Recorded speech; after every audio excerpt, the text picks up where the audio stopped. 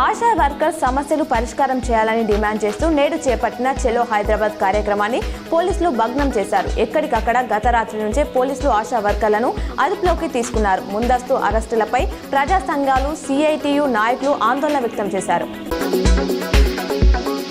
శాతవాహన యూనివర్సిటీకి ఉస్నాబాద్లో engineering college, కరీంనగర్లో law college మంజూరు చేస్తూ ఉత్తర్వులు రావడం పట్ల అసెంబ్లీలో డిప్యూటీ సీఎం బట్టి విక్రమార్కతో కలిసి మంత్రి పొన్నం ప్రభాకర్, ప్రభుత్వ విప్ ఆది శ్రీనివాస్, ఎమ్మెల్యేలు కవ్వంపల్లి సత్యనారాయణ, మేడిపల్లి సత్యం, శాతవాహన యూనివర్సిటీ వీసీ ఉమేష్ కుమార్లు ధన్యవాదాలు తెలియజేశారు. కరీంనగర్ జిల్లా శంకరపట్నం మండలం లింగాపూర్లో గత రాత్రి 8 ఇండ్లలో చోరీ జరిగింది.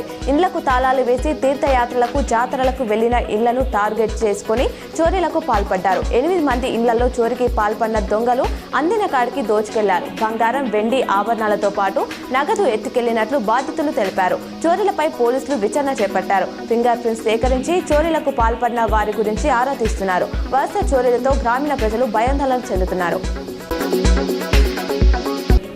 కరీంనగర్లోని టీటీడీ కళ్యాణ మండపంలో శ్రీ లక్ష్మీ నరసింహస్వామి సుదర్శన యాగం వైభవపేతంగా నిర్వహించారు. సుదర్శన యాగంలో భాగంగా శ్రీ మహాలక్ష్మి లక్ష కుంకుమార్చన కన్నుల పండుగలా నిర్వహించారు.